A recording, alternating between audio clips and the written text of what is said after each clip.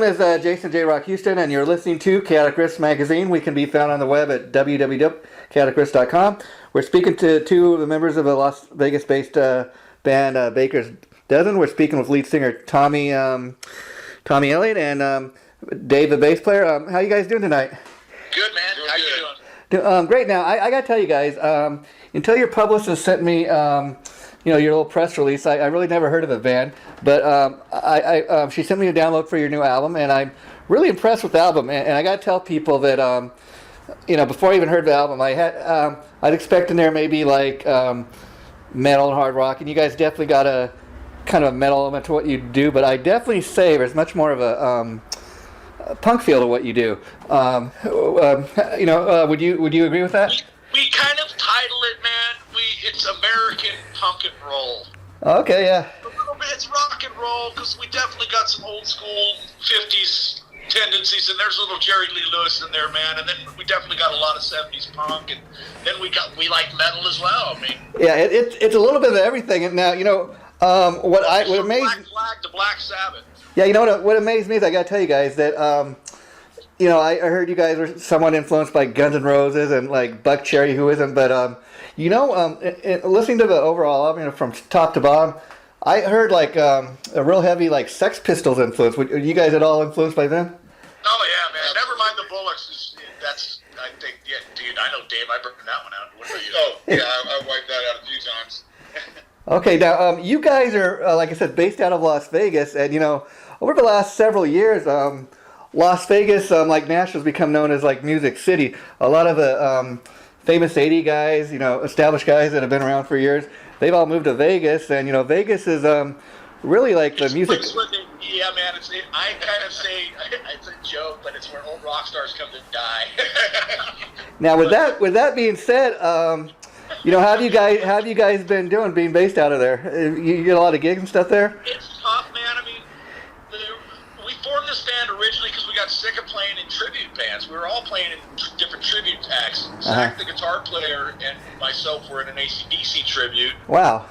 And yeah, I was doing Bon, he was Angus, and we wanted to go out and try to do something on our own. And original music is kind of a strange monkey out here in Vegas, man. Everybody's so used to doing the cover thing and the tribute thing that it's something that's not really approached by a lot of people. And then, and I will say this, then again, being Vegas, again, you got a lot of old school guys there, and then people go and see them. Now I will tell you, there's no shame in playing in a tribute band. I've interviewed a lot of tribute bands over the years myself, and I enjoy going to some of those shows. I'll tell you why.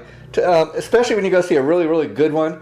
And they don't just play the songs. They dress up like the guys and stuff. To me, that's like exactly what we did, man. That's exactly what we did. We were called High Voltage.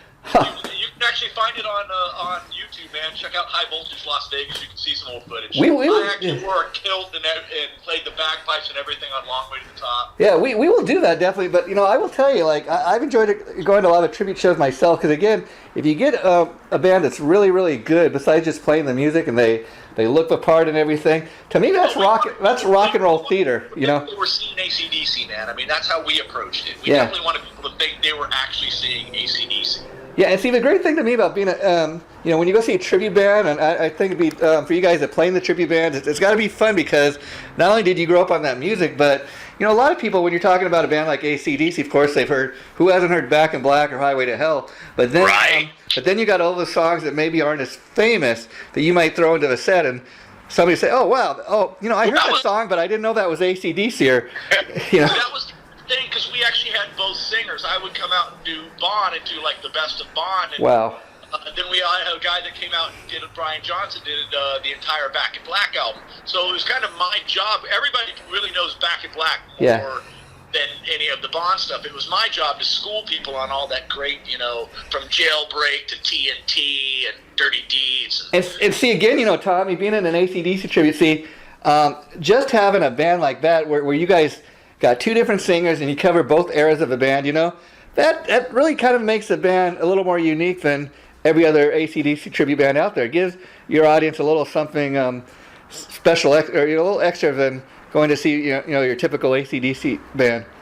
I think the love of doing it, man, crossed over to Baker's Dozen, absolutely. The energy of what we were doing in that and how we portrayed it and our love of the music, it definitely has crossed over into this band. Yeah.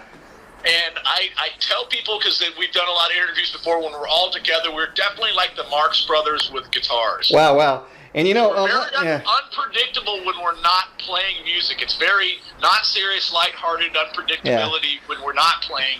But then when we're playing, man, it just turns into headhunting. And let me ask you guys, because you know, anybody that's ever heard an ACDC song, a lot of them sound pretty much the same. You know, that standard 3-chord pattern. Now, let me ask you, are these songs that, you know, very as simple as people think they are to play, or are they more complex?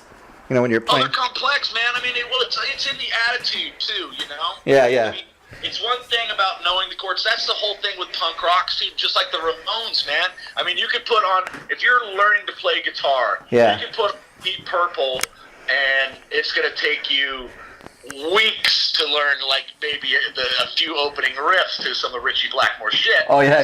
Putting on the Ramones, man, and you're going to learn some of fucking Johnny's stuff in, like, less than an hour. Yeah, you know, and the thing I love about the Ramones is... It's the same thing with ACDC. Yeah. It's that same energy, man. Yeah, talk about energy with the Ramones. Well, one thing I love about the Ramones is, I mean, they... if you ever went to go see the band live, I mean... Their songs were so short that like they could do a whole you know, a full show like in 30 minutes. Right. Oh yeah. The songs just go by. Now let's talk a little bit about Baker's Dozen. Now I was kind of interested in how did you guys come up with that name for the band? I was in a band here in Las Vegas in the '90s called 13. Okay. And we'd always joked around about doing some little side shows under the name Baker's Dozen, because the Baker's Dozen is 13. Oh, wow. So when we got this band together, we were, you know, kicking names around. And, oh, there you go, yeah. That one came out. It just kind of stuck, and we kind of laughed about it. Now, being called Baker's Dozen, typically do you get a lot of people asking you silly questions about, oh, you guys must like to bake and stuff? Oh, yeah, man, like... I had an interview question, man, what's the strangest thing that any fan has ever asked you of the band? And they had us sign a donut. Oh, wow. And like I said, I told it was a maple bar, because we could get all our signatures on there. I don't know what they did with the maple bar. Yeah. And now... That is part of it, I guess. Yeah. And now, Tommy, being that you're the lead singer, I was curious, are you the primary, like the principal songwriter? Does everybody in the band contribute? That would be Zach and I, but yeah, I write the words. And a lot. Yeah, there's a bunch of songs that I pin, and then Zach and I pin them together, and then Zach also will pin a few songs himself. Oh well, now Dave, you're the bass player, you said. So I got to ask you. Typically, a lot of attention goes to the lead singer and the guitar players. You know, who are the bass players that were, you know, that influenced you when you were growing up? And what do you just like when you guys are up on stage doing a show? Do you do anything extra to like make the crowd take notice of you? Besides wearing the G-string, I don't know. Wow. I don't know, man. We're all a bunch of show-offs up there, so you know, we all like to get silly, run around, and you know, make a spectacle of ourselves. Yeah. And so you guys have only been around a couple of years now. Let me ask you, because I think it's real cool. Like, you know, when I was told when we set up the interview for today, the publicist originally told me I was going to be talking, you know, only to Tommy. Now, I dig the fact that, you know, when you guys called today, oh, we got Dave, the bass player, here too. I think that is really cool, because all too often, in most bands, you got one or two guys that'll, oh, these are the guys that do the interviews, or they're the spokesperson. I think it's pretty cool that, you know, you have more than one guy doing the interview today. I think it's pretty cool that you guys really seem like, you know, you got a great friendship there going. Yeah, the brotherhood in the band, that is one of the main things that I think trips a lot of people out. Yeah. Because we've had questions on what you would tell other bands and on how to get there, you know, or what road you're going to go to success. And our formula was simple as this, man. We just stayed in our bubble, did what we wanted to do, played what we wanted to play. If it stuck, it stuck. We really didn't care if we fit into the scene or not, which we still don't. It's kind of weird, but But the thing with that is when you guys just are doing what you do like that, that's how you're really putting out music that's really true to your heart, as opposed to just, like you said, going along and following the trend, so to speak. You're really putting your own stamp out there. I think if you're trying to pre-plan shit too much, it's almost like a pose, and nobody wants to be a poser. Right? Yeah.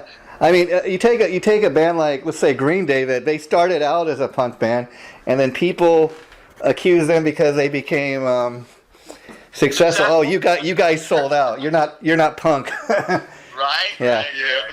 Which I never believed that for a second. They've always been punk. Oh, yeah. Yeah, and that's the thing I have to laugh at when people say, "Oh, you sold out because you sold a lot of records." Well, isn't that the goal? Right? Yeah. The goal is to connect your music with as many people as possible. Yeah. Just because you make a little money and you're successful along the way, that shouldn't be a crime for anybody. Right? Yeah. And now, when you guys record, do you go in the recording studio and record as a live band, the old school way, or do you do it the modern way where everybody kind of records? Well, we do that for for the rough track to get our we like to record live for our drummer to get the foundation. Uh-huh. And then we can go in and tweak everything else, and everybody can lay their tracks on the top of that drum foundation. And then I'll come in, and the guys will give me shit for 2 days as I lay my vocals. Wow. So now you guys are signed to a pretty cool label, Pavement Entertainment. The thing I love about Pavement is they got a cool roster of artists, and typically you'd think that because the guy that owns and started the label, Tim King, is a bass player in Soil, you'd expect they'd have nothing but metal acts, but they got everything wrapped. You guys, they got rap acts on there. I think Candlebox. They got a little bit of everything for everybody. Yeah, we're really excited to see what the future's going to hold with them. They're helping us get our music out to different mediums that we never would have been able to approach on our own because we didn't have the brain to do so. Yeah. Now, what's the story? How you hooked up with them? Did they approach you guys, or did you send them a package? Yeah, we sent them a package. Oh, that's great. Now, talk a little bit about when they had their books open, we sent them a package, and they were kind enough to bring us in. Wow. Now, so you guys have been around for a couple of years now. This is your second album? Am I correct?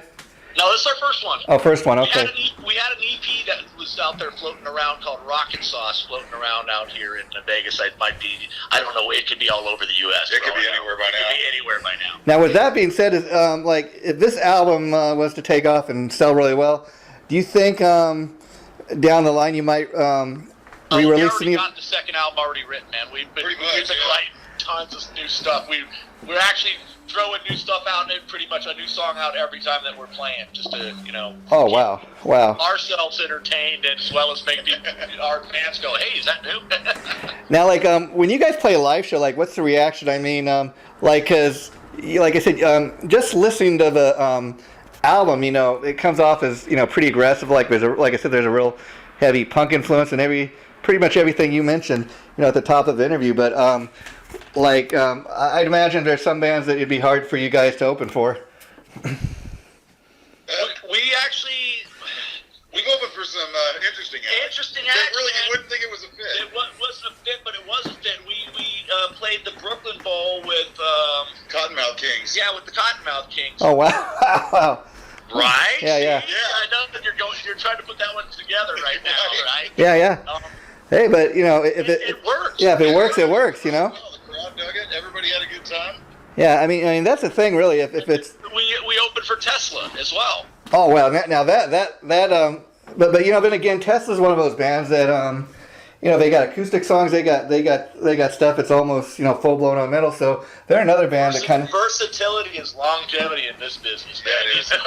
Yeah. I mean, you even look at some of those great bands from the 80s. Take a band like Extreme. They had a lot of great music, but they get pigeonholed. They have that one hit single Mormon Words, and that's they're a one hit wonder. That's what they become known as. I always liked Get the Funk Out was one of my favorites. Yeah, that was a good one. Yeah, see, Extreme's a great example of that because you have a guy like Nuno Betancourt. I mean, that was always one of my favorite tracks they did. Get the Funk Out, and yet people think all they did was Mormon Words. Right. Yeah, That's the thing that we tried to do with this album too, is to be a little bit versatile with something for everybody and to kind of cover all the bases. Yeah. But we wear our I mean, everybody that we listen to, we emulate when we play. So we wear, all our influences on our sleeve, and I know it comes out in the music. A lot of people have told us that it sounds very familiar, but they can't put their finger on who exactly it sounds like. Yeah, see, that's another thing I kind of noticed in listening to the download of your album is that again, like you were just saying, that when you're hearing something for the first time, you try to think, who do these guys sound like? I said, okay, I do hear an element of Guns N' Roses. I do kind of hear this, but you guys do not come across as like a clone band where you're forcing to try to sound, we're going to sound like Metallica or Megadeth. It just kind of sounds like you guys went in there, and this is what came out. You weren't forcing anything, and that's cool, because when it comes out like that, and you have really a fresh original sound, people are going to dig that much more than thinking you're trying to be the next, Metallica or whatever. Right. Yeah. Oh yeah. And now let me ask you: were you guys surprised? Of course, Tommy, you wrote all this stuff, but were you surprised, when you got the final mix of the album, how heavy this stuff came out? I think we were all kind of elated on that. Yeah. Because I'll tell you, the funny thing is, like, I can't really say I have a favorite song on the album, because from top to bottom, they all really they're all really great songs, and I have to say, man, Zach Rubel wrote "Love Slave." That's him. He's got a crazy, deviant, sexual mind. That's his. Yeah. That's definitely, wow. I added the bridge. I mean, I added some words to that Yeah. stuff, and we kind of put it together. Yeah. That absolutely, he pinned that one, man. And I was that wow. was actually one of my favorite. It's one that I didn't write. It's actually one of my favorite tunes on the album, man. Wow. It came out pretty heavy, I have to say. And here's the funny thing is, like, when you guys told me, well, when we go in and do the demos, we do kind of go and record as a live band. But I tell you, listening to your album, it really does sound like a, no offense here, I mean this in the most complimentary way. It sounds like a real raw demo. But to me, if you're trying to be punk and metal, this really comes across as you guys just, even if you didn't do it that way, that's what it sounds like when you listen to it. Yeah. yeah. I mean, it was kind of no frills, man. We didn't want it to be overly produced. No. Yeah. We wanted to try to come off as live as possible, because we are a live band. Yeah. Which I would think would make it that much easier, to perform these songs on stage, because they already sound, like in your face. Oh yeah. I mean, basically on the disc we wanted it to sound pretty much as close to what it's going to sound like when you come and see us. Yeah. And so, being that this was your guys' first album, what was that like when you got the final package in your hand and you're holding your CD in the hand and say, hey, boy, look at what we work. This is what we work towards. This is, this is our band. This is our baby. I was almost a little apprehensive and scared to share it with the world. Yeah. But kind of like breathing that finally, it was there and we could see it and it was real. And then once it started to get the response that it was getting, Yeah. it's like sending your kid to school, I guess. Yeah, and did you guys have any kind of like a record release party or like a listening party with the fans or anything like that? Oh yeah. And how did that go over?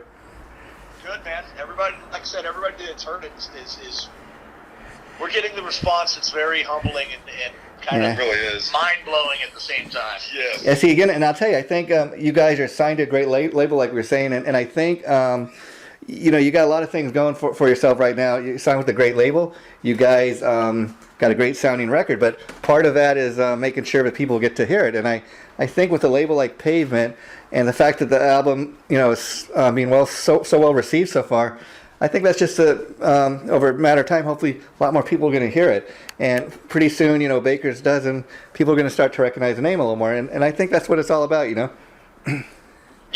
I know that Pavement is pushing. We got the song "No Shame" is going to be our single, and it's all over the radio, all across the U.S. They sent us a list of so many radio stations. Uh-huh. I was reading it off to everybody in the band, and I think it was overwhelming us all that there was like so And many different stations that are pumping our music. Wow. And the fact that that's a single, do you guys have any plans to do a video for the song? Yeah, that's in the works. We're actually putting a storyboard together for it now. Oh, wow. So, how cool is that? We're going to incorporate a lot of, what goes on here in Sin City. Wow. So, that's pretty cool that you guys started out playing in a tribute band. Because I do think when that is another good way for musicians when they're starting out, it's good to, always practice doing other people's material first. But how cool is it to transition from, being in a cover or a tribute band to doing your own original stuff? It's pretty liberating, man. I have to say it really is, because I wore the wig and everything, the whole outfit, and nobody knew who I was. And then to be recognized for your own materials is pretty awesome. Yeah. Vegas, man, if anybody out there is looking to do the tribute or cover band thing, this is the place. Wow. Oh yeah. People flock to see that stuff out here, man. Yeah. I'm absolutely telling you, it's a hell of a way to make a living. Yeah, and it's funny because there are tribute bands that are really, really successful. I mean, I'm from Los Angeles, and they have a big tribute scene out here. I mean, that's where it really got started. And one of the premier tribute acts to Van Halen, the Atomic Punks, that's where Atomic Punks, yeah. that's where the guy from Steel Panther, he used to go by the name. They absolutely love us. We're actually one of we worked with them a couple of times. their singer's favorite bands. Yeah, but I'll tell you. I'm almost going to slip out his real name, but I won't. Well, I'll tell you right now. I know he used to go by the name of Ralph Sanaz. No, it is Ralph. Yeah. Ralph loves Baker's Dozen, man. He's actually stood and watched our whole set. We've opened for Steel Panther a bunch of times out here at House of Blues. Yeah, well, I don't know if you guys know, but the funny thing about Ralph is he got his start out here in L.A. in a Van Halen tribute called the Atomic. The Atomic Punks. And Russ, too, man. Russ is a shred guitar player. Amazing guitarist. Yeah, and what's funny is, Ralph briefly left the Punks to play in L.A. Guns, like in the early 90s. And I was in a band called 13. Yeah, you were in Las Vegas, and we actually went on the road with them when Ralph was singing. Well, and the kicker of the story here is that Ralph was actually making more money doing the Van Halen tribute thing, and that's why he actually left L.A. Guns, was to go back to the Punks. And then now he's kind of laughing all the way to the bank because, Steel Panther is kind of a tribute act to the 80s, but they do original music, and that's the cool thing is he's paying tribute to the scene, not any particular band, and they're doing their own original thing. I always thought those LA Gun shows with him were really weird, because I always watched them on shows since we were opening up. Yeah. The side of the stage and shit. Watching the LA Guns perform ain't talking about love. Yeah. It just tripped me out, man. I mean, of course they crush him. Tracy's a monster guitar player, and Ralph can sing the shit out of it. He's David Lee Roth's illegitimate love child. I would have to agree. And he does rock better than rock does. Right? I was about to say the same thing. Yeah. Wow. I'd have to say at least these days. And Nita Strauss, who's a monster. Oh my God, she's a monster. Dude, we were at NAMM show. She's the only guitar player that me and my guitar player Zach get bashful around. And what was crazy is we were going everywhere we were going, she was there. And then naturally we go over to Ibanez's booth, and there she was in her booth too. Wow, yeah, she's we love her. We're big fans. She's getting a lot of the recognition she deserves finally playing with Alice and her own solo career. But she got her start too out here in L.A. Iron Maidens, and Iron Maidens, they took their. We opened up for them here in Vegas too a long time ago when we were in a band called Shinola. Yep. Yeah, but the amazing thing about the Iron Maidens is they're of course an all-female tribute, and they even to this day they've taken their show worldwide, like to Russia, Mexico, and they're one of the biggest tribute acts. So it just depends, They're absolutely amazing. They deserve to be worldwide, bro. Yeah.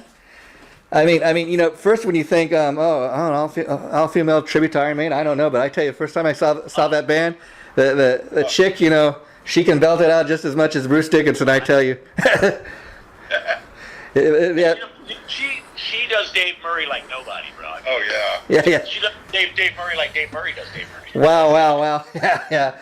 But now talking about the fact you guys got your start doing that, I was curious. Of course, Baker's Dozen, that's kind of the main thing. But would you guys ever go back to that, like just for a one-off show and say, okay, we're maybe for a special show we'll do that, or even just a couple of our favorite covers?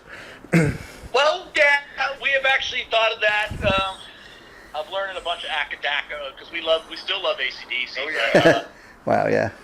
Yeah, there's been talks of that. It usually happens after a few beers. Yeah, and while we're on the subject of ACDC, I got to ask you guys, what do you think about the last few years of ACDC kind of carrying on without like Brian and them? Supposedly they're coming out with a new album, like kind of a tribute thing to Malcolm Young. They got a lot of recordings, left with him that they're going to put out. I think it might be the last thing they do. What do you think about? I say more power to them. Yeah. Yeah. And now you were talking too about when you guys were doing the ACDC cover of it, wearing the costumes and the wigs. Now and what's it like not to have to wear those costumes and just kind of go up there like you're saying? Once again, I'll use the L word. Liberating. Dude, yeah. I was wearing my sister's fucking pants when I was Bon Scott. They had ball back. Wow. They were so tight though. It really sucked. Yeah, and And the vest all the time, man. Wearing that vest with shirtless chase your nipples after a while. Oh, wow. Now, and again, some of these tribute acts, especially in Las Vegas, there's this very successful Kiss tribute there called Sin City Kiss. The guy, you know those guys. Las Vegas Gene, he goes around and he does all these commercials in Las Vegas, and very well known all over the internet. Good guy. Yeah, and it's just funny because, like you were saying, a lot of these acts are really huge. And, I'm sure for a while after you guys were doing your thing, you became known as one of the biggest, probably ACD tributes in Vegas. And the thing is, that's what you're known for. But how cool is it now that, like you said, you used to be able to go out and maybe not get as recognized, but you're doing your Baker's Dozen thing now, and people are starting to recognize you guys for individuals that you really are. It's humbling. It's gratifying. Yeah. To be recognized for your own music and not somebody else's, that's for sure. Yeah, I guess not just the music. I guess kind of like what I'm asking is, for example, back in the day, like when Kiss was getting their start, like in the 70s, nobody knew what they looked like. They didn't have the internet. They could go out on the street, in their street clothes, nobody would recognize them. But I imagine since the records come out, maybe a lot more fans are coming up to you on the street than once upon a time. That's got to be a gratifying feeling too. Yeah, it's trippy. Yeah, it is.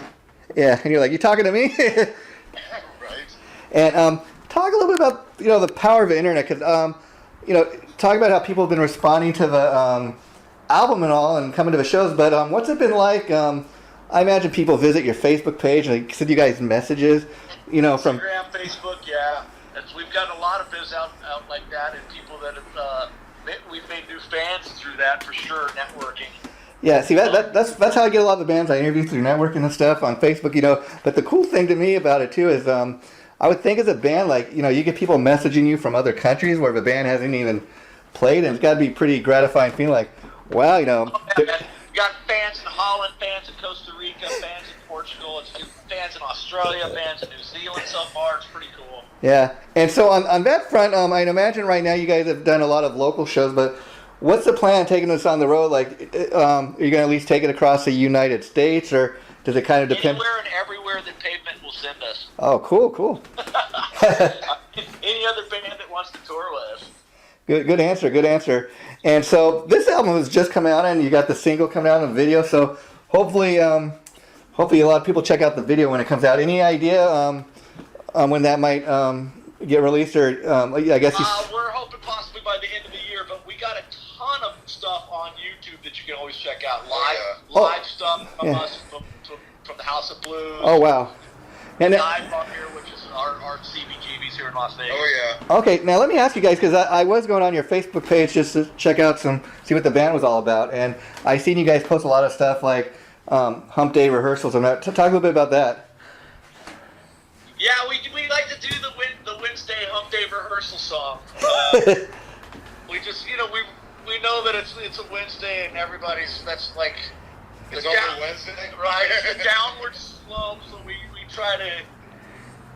I think they do that in Tibet, where everybody bangs a gong to try to chase the evil spirits of the week. But as a fan watching that stuff, the cool thing to me is like it is just innocent fun and jamming and stuff. But have you guys so far ever got any ideas for songs from those jam sessions? Oh yeah. we're always inspired from everything we do. Sometimes it'll be like something simple as, hey, what was that you just played? Play that again, which of course is the hardest thing to do. Yeah. But yeah, we get inspired a lot from just those little simple jam sessions. Yeah. Absolutely. And so let me ask you guys, of course, Baker's Dozen is the main thing you're working on these days, but are you guys like a lot of other guys, working musicians that have day jobs, or do you do this full time? No, everybody's got the day thing going on. Yeah. And does that make it that much harder We're to? just waiting for the word, man. We're just waiting for the word to drop it all and go and do this full time. That's right. Well, there's nothing wrong with doing that, because you got to support what you're doing, and of course everybody has that dream, that rock and roll dream of doing it full time, but look how far you guys have just come. I mean, even with having your day job and stuff, you guys are signed to a label. A lot of bands aren't even signed to a label. It's like, what is a record label, these days? Right, it's been a crazy 3 years. I mean, Yeah, and the fact that you guys can have day jobs and still, make time to go out and do live shows, and it's the love of it, man. I mean, if you really want this and you love the music, it's what you're gonna do, and it'll just become part of you. yeah, and don't let anybody really tell you otherwise, because to me, success means different things to different people, but Right. the fact that you can have a day job that help you, to help you pay the everyday bills and stuff, and then still go out and be able to kind of live a rock and roll dream and do what you love. Because I'd imagine when you guys get up there on stage after working all week and that, it's got to be a great release to get up there on stage and perform these songs that you guys have written for the fans. Whatever, man. It is. And that's the truest the meaning of success to me. The fact that you guys got this rock and roll dream, you're kind of living it, and so don't let anybody else, like I said, tell you otherwise. Because to me, I'll tell you right now, bro, I'm a big softie. I think we all are. We are absolutely in love with what we do. I watched the Anvil movie, and I've watched it multiple times, and every time I watch it, I cry. yeah, and again, it's Because you know why? Because I get it. Yeah. Yeah. It's never given up. Anybody that does this gets it. Yeah. And you can't give up, and you got to make arrangements and sacrifices to make your dreams happen. Yeah, and I know that's the thing. How great is it when you guys get up there and you do these shows, like I said, and this is not a job to you. I mean, it kind of is, but at the same time, you're doing what you love to do. Well, seeing more and more people hook on to what we're doing and actually, being receptive to our songs, bro, that fucking beats that makes it all worthwhile. It really does. It does. Yeah. Well, I'd like to thank you guys for taking time to talk to me today. Thanks for having us, bro. Absolutely. Yeah. Good talking to you. Yeah, so I'll let Barbara know once this gets posted, probably within the next week or so, and then at that point in time, you guys are more than welcome to post it on any of your Love to sites. talk to you again, man. Yeah, what I was thinking is maybe we can do a follow-up, like when the video gets released, or if you guys just want to do it again, because I love to have people back and and update the fans on what you're up to. So anytime you want to do this, feel free to reach out. I'm there for you. I got your number in my phone, bro. Thank you so much, Thanks man. so much. Okay, well I'll friend you guys on Facebook, and we'll keep in touch that way too. Okay, so thanks so much. Okay, bye. Swag. Thanks Tommy. Thanks Dave. Thank you, You bro. bet, man. Okay, bye.